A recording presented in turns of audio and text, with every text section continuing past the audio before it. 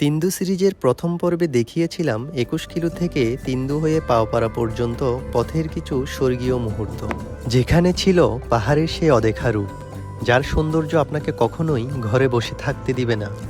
যারা এখনও প্রথম পর্ব দেখেননি, আপনাদের জন্য কমেন্ট বক্সে লিঙ্ক দিয়ে রাখলাম। একবার দেখে নিলে বুঝতে পারবেন কেন তিন্দুর প্রতিটি বাঁকই আলাদা গল্প বলে। সিরিজের দ্বিতীয় পর্বে আজকে দেখাবো এমন একটা বুনো ট্রেইল যেখানে পথ নেই, আছে শুধু পাথরের ঢাল আর শিকড়ের জাল।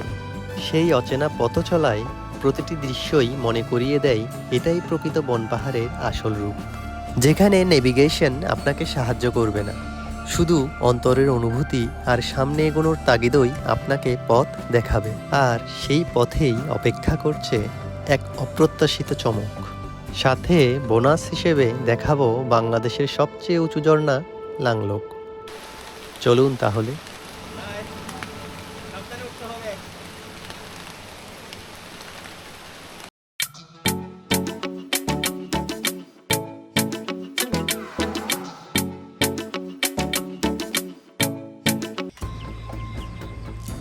ভোরের আলো ফুটতেই বের হয়ে পড়লাম মাথায় বৃষ্টি নিয়ে। পাহাড়ের বৃষ্টি যেন অন্যরকম এক জাদু, তার টাপুর টুপুর শব্দে জেগে ওঠে পুরো বন পাহাড়। বৃষ্টি হচ্ছে, রাস্তাগুলো পিচ্ছিল হয়ে যাচ্ছে, যার কারণে একটু নামার পথটা রিস্কি হয়ে যাচ্ছে।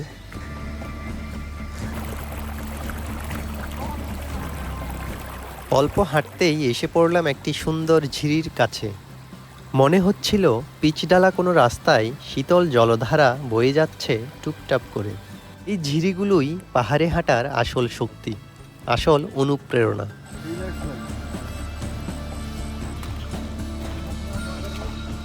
শুরুর দিকেই বলেছিলাম আজকের ট্রেলটা কঠিন হবে।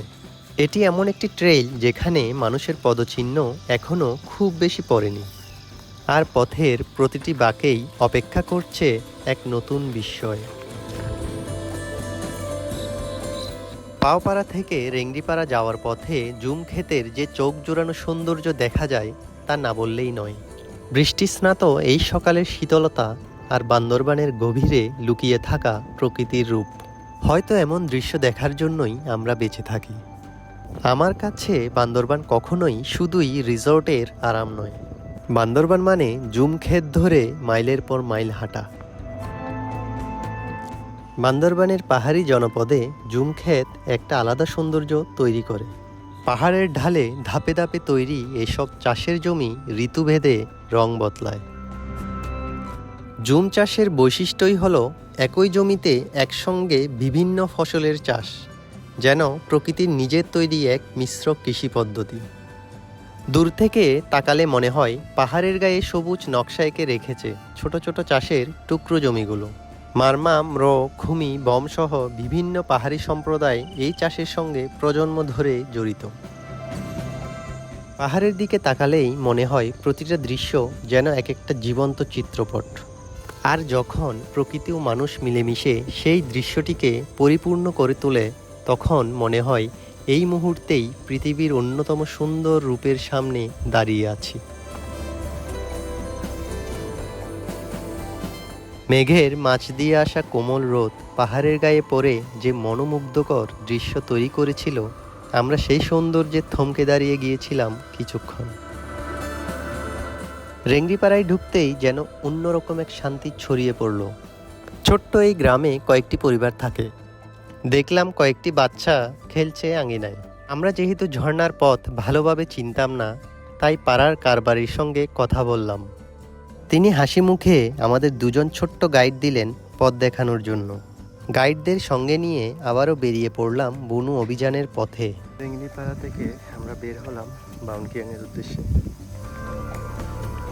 আমাদের সাথে আছে তংরো ইমরো, আমাদেরকে গাইড করে নিয়ে যাবে সে বাউনখিয়াং। রেংডিপাড়া থেকে বের হতেই পাহাড়ের এমন রূপ দেখে আমার অবস্থা তো পাগল প্রায়। প্রকৃতি এত সুন্দর হতে পারে? চোখের সামনে সারি সারি ঢেউ খেলানো পাহাড়, তার উপর মখমলের মতো সবুজ ঘাস, আর মাঝে মাঝে দাঁড়িয়ে থাকা কয়েকটি গাছ পুরো দৃশ্যটাকে আরো জীবন্ত করে তুলেছে। দূরে ঘন জঙ্গলের রং গাঢ় থেকে গাঢ়তর হয়ে মিলিয়ে যাচ্ছে কুয়াশায়। আর ঠিক মাঝখানে ছোট্ট একটি বাঁশের ঘর, যেন প্রকৃতির কোলে লুকিয়ে থাকা শান্ত এক আশ্রয়।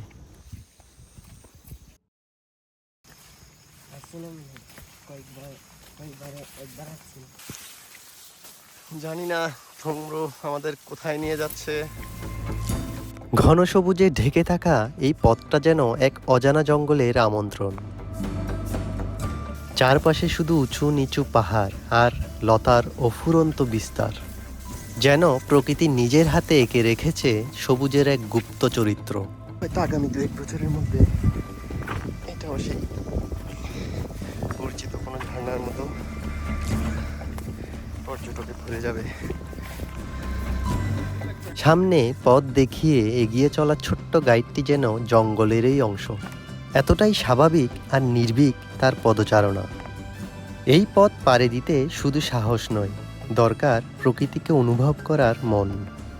প্রতিটা পদক্ষেপে মনে হয় আপনি কোনো সিনেমার দৃশ্যের ভেতরে হাঁটছেন, যেখানে প্রতিটি ফ্রেমেই লুকিয়ে আছে রহস্য আর বিস্ময়। এখানে যাদের অভ্যস্ততা নেই পাহাড়ে ট্রেকিং করে, তারা ঝর্ণার সৌন্দর্য দেখে হুট করে চলে আসবেন না। এই জন্য প্রিপারেশন নিয়ে আসবেন।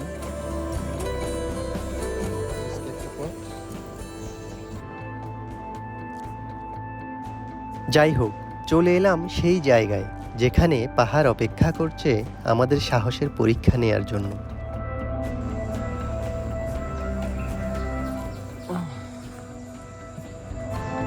সোজা শিখর বেয়ে একেবারে নামতে হবে নিচে।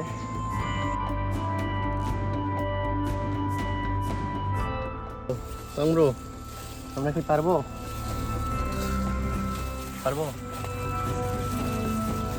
তোমার তো পা ব্যথা, পারবো না তো। নামাতে পারবা? সম্ভব? একটু বড় হলে পারবা না? এই পথটা সাধারণ কোনো পথ নয়, এটা যেন প্রকৃতির বানানো এক লুকানো চ্যালেঞ্জ। পাথরের দেয়ালে ঝুলে থাকা শেকড়গুলোই এখানে একমাত্র ভরসা।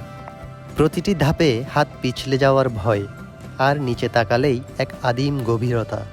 কিন্তু তবুও থামা যায় না, কারণ ঠিক এই জায়গাতেই শুরু হয় আসল অ্যাডভেঞ্চার। একের পর এক চ্যালেঞ্জ, এটাই তো চেয়েছিলাম। এক পাশে খাঁজকাটা পাথুরে দেয়াল, অন্য পাশে নিচের দিকে নেমে যাওয়া জঙ্গল। মাঝখানের সরু পথটা পা ফেলার আগেই হৃদস্পন্দন একটু বাড়িয়ে দেয়। কঠিন হলেও প্রতিটা ধাপ যেন আরও এক ধাপ করে অ্যাডভেঞ্চারের গভীরে নিয়ে যায়। ভয়, সতর্কতা আর আনন্দ সব কিছু মিলেই পথটা যেন মনে গেঁথে থাকে।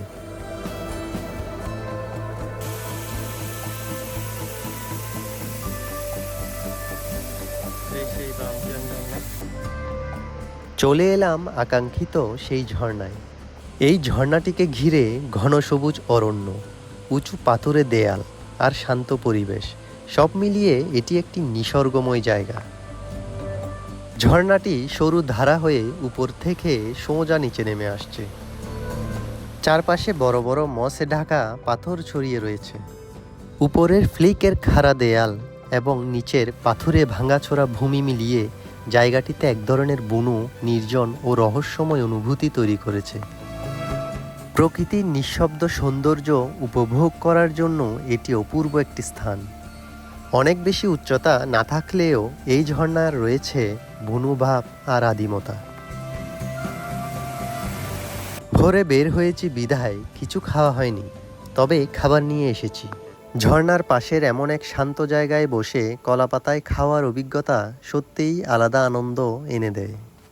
চারপাশে সবুজের ঘন আবরণ, আর পেছনে ঝর্ণার অবিরাম জলধারার শব্দ। পুরো পরিবেশটা যেন নিজের হাতে তৈরি করা এক প্রাকৃতিক ডাইনিং স্পট। এই মুহূর্তটা শুধু খাওয়ার নয়, বরং একসাথে থাকার, প্রকৃতিকে কাছ থেকে অনুভব করার, আর প্রতিটা মানুষের সাথে সেই নিখাদ বন্ধুত্বের সময় ভাগ করে নেয়ার। শহরের একঘেয়েমি ভুলিয়ে দেওয়ার মতো এক স্মরণীয় লাঞ্চ ব্রেক। তাই এই মুহূর্ত ভোলার নয়। যাই হোক, বৃষ্টি পড়া শুরু হলো, আর আমরাও সেই অ্যাডভেঞ্চারময় রাস্তা ধরে ফিরে চললাম রেংরিপাড়ার দিকে।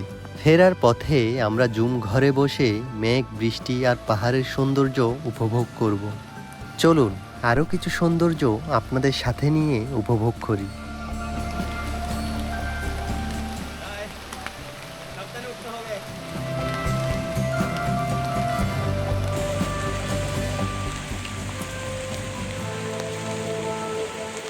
আস্তে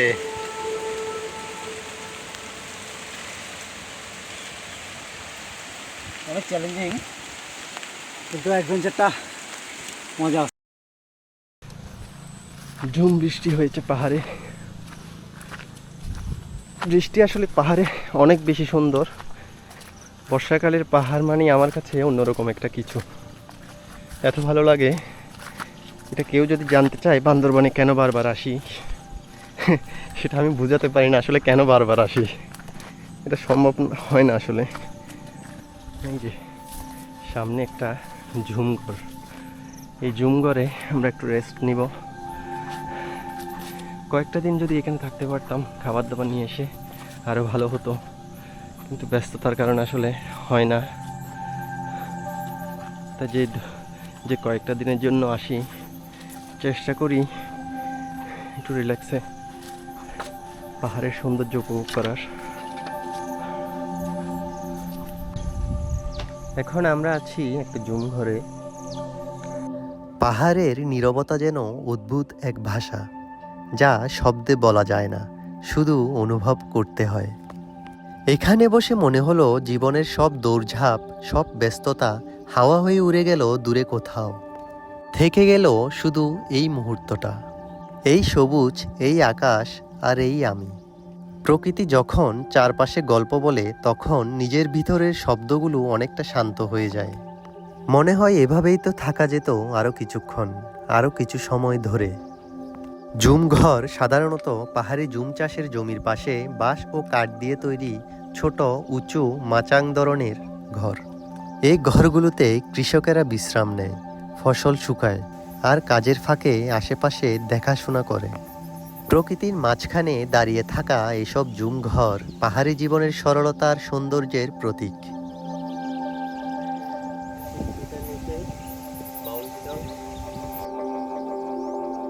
অনেকক্ষণ জুম ঘরে বিশ্রাম নেওয়ার পর আবার ছুটে চললাম রেংরিপাড়া হয়ে পাওপাড়ার পথে। পাহাড়ের একটা অদ্ভুত ব্যাপার হলো, যাওয়ার সময় যেমন দেখা যায়, ফেরার পথে বা একটু পরে তাকালেই তার রূপটা একদম বদলে যায়। প্রতিটি মুহূর্তে, প্রতিটি মোড়ে পাহাড় যেন নতুন কোনো সৌন্দর্য উন্মোচন করে দেয় আমাদের সামনে।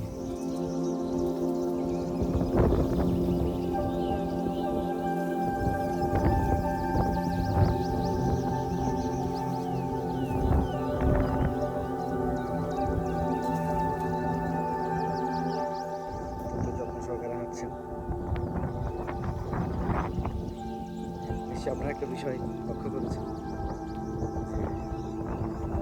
এখন ট্রেকিং এ বাস ইউজ করে না। তো আজকে আমরা মায়ের হাতে বাসের দেখা পাচ্ছি।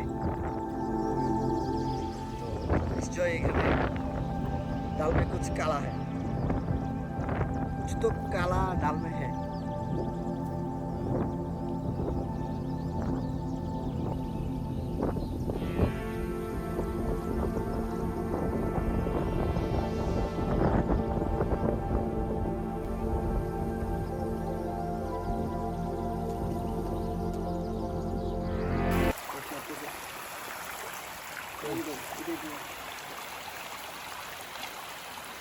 চলে এলাম পাওপাড়ার কাছাকাছি। এই ঝিরির উপরে উঠলেই পাওপাড়া। পাওপাড়া থেকে আমরা আবার রওনা দিব তর্ক সাপেক্ষে দেশের সবচেয়ে উঁচু ঝর্ণা লাংলোকের দিকে।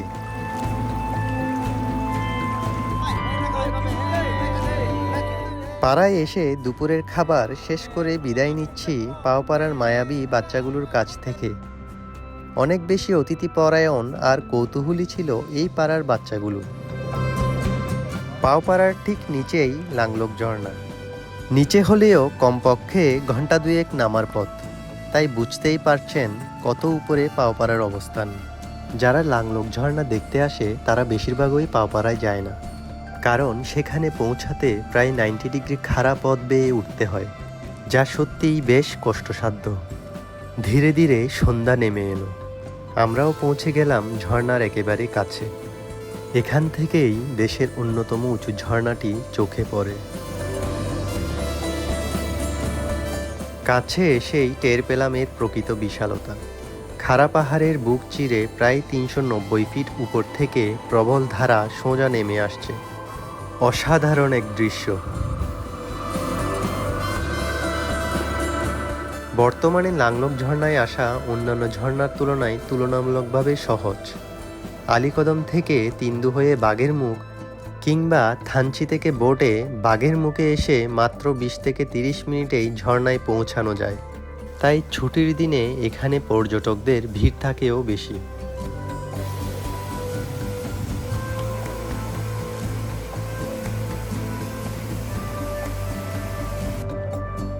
আগামীকাল আমাদের গন্তব্য সাউদাংপাড়া, তাই আজ রাতে থাকছি বাঘের মুখ। সাঙ্গু নদীর তীরে এই জায়গাটি সত্যিই মনোমুগ্ধকর। স্রোতস্বিনী এই নদীটির পাশে এমন মোহনীয় পরিবেশে একটি রাত কাটাতে কার না ভালো লাগবে।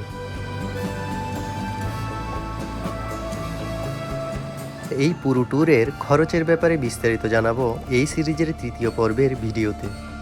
তিন্দু ভ্রমণ নিয়ে কোনো প্রশ্ন থাকলে কমেন্টে জানাতে ভুলবেন না। ভিডিওটি ভালো লাগলে সাবস্ক্রাইব করে পাশে থাকবেন। যেখানে যেভাবেই যান না কেন নিরাপদে ভ্রমণ করার চেষ্টা করবেন। দেখা হবে পরের ভিডিওতে। ভালো থাকবেন সবাই।